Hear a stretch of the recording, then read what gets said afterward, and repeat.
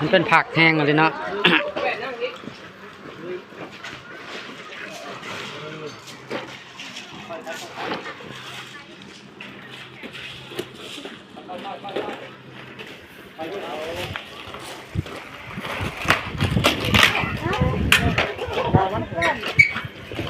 เป็ดจนหักเนาะมันนัก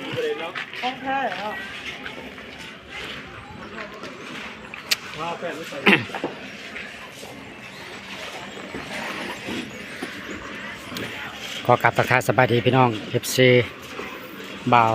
การสนุกคนมักไม่เบิร์ดสุขสุขคนพี่น้องเนาะเพื่อมื้อนี้บ่าวได้มีโอกาสเนาะมา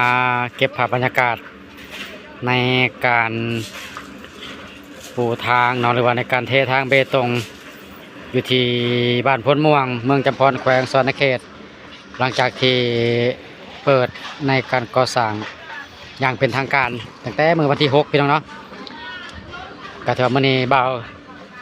ก็ได้มีโอกาสมาเก็บภาพบรรยากาศให้พี่น้องเบิ่งพี่น้องเนาะก็ถือว่าความคืบหน้าในการก่อสร้างก็ถือว่าไปหลายเติบแล้วพี่น้อง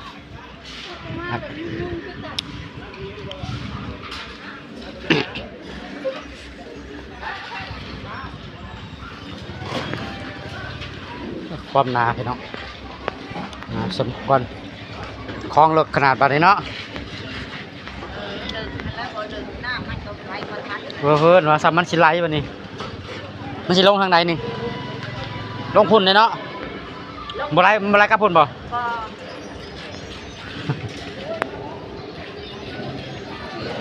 สิหงพี่แล้วบัดนี้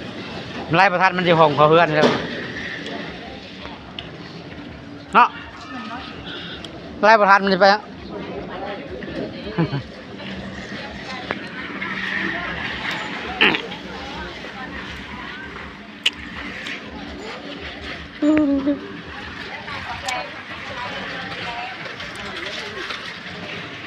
ได้หลายเติบพี่น้องเนาะ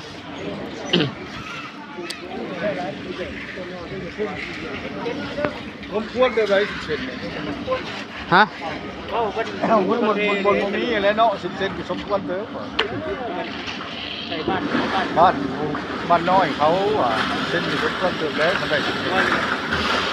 ไม่ดูได้หลายปีเติมเลยเอา18ดิหนาจากน้าโพดแล้วก่อนกับฮอดบางก่อนกับข้าวบางก่อนมันรักที่จะเป็นมันจะข้าว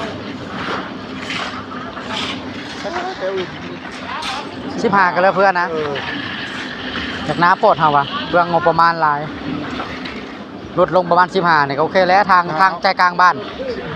ได้หลายมันสิได้หลายกว่านี้อันนี้มันสิได้ฮอดทหารแล้วหลายเป็นจะครอบเงินบ่แม่นน้อยบ่ออกไปทางไหนก็พอลดลงน้ำ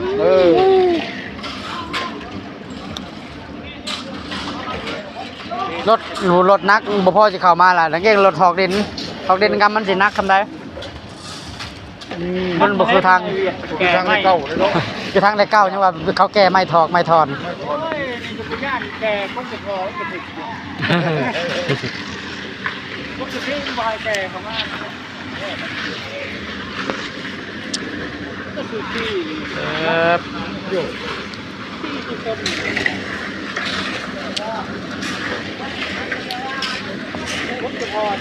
น่าก็ผ่านไป2 มือที่3พี่น้องเนาะเพราะว่าเพิ่นได้มีการพัดเปลี่ยนกันเป็นคุ้ม2 คุ้มต่อมือ1พี่น้องเนาะบ้านเฮามีอยู่7 คุ้มแบ่งกันพี่น้องเนาะคุ้ม1คุ้ม2คุ้ม3คุ้ม4มื้อนี้คุ้ม5กับคุ้ม6เฮ้ยทักแน่ได้สั่งเอาแล้วว้ายมันยังเก่งมาทั้งปีกวาดไปพุ่นแล้วให้มันค่อยลงพุ่นแน่ค่อยไปทางของทางปาดออกมาเจ้าได้มาตรฐานขักพี่น้องความหนา18 เซน18เหยียบซาว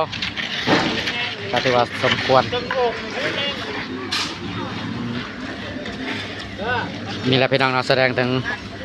ความสามัคคีพี่น้องเนาะครับ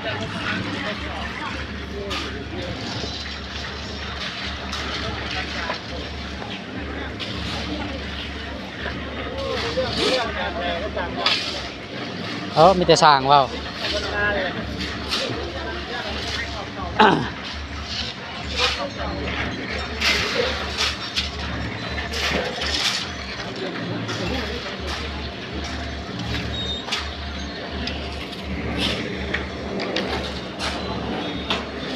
ไปไหน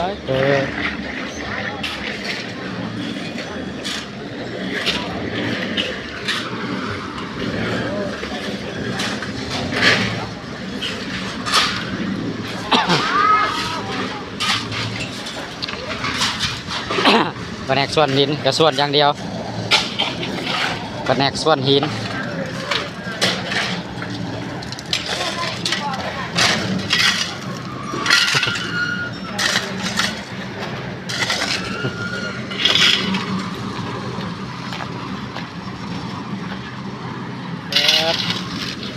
มือที่3พี่น้องเนาะเติด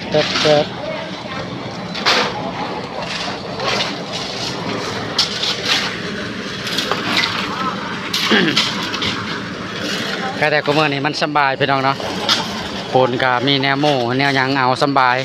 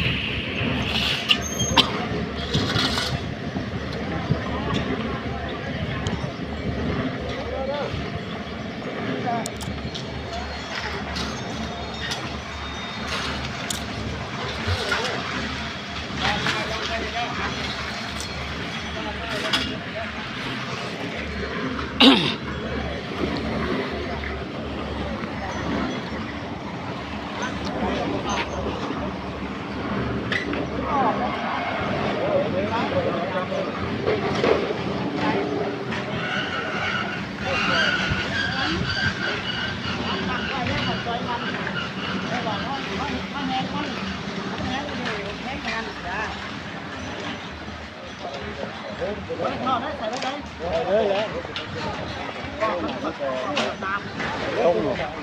นี่จะกระต้งนั่นแหละ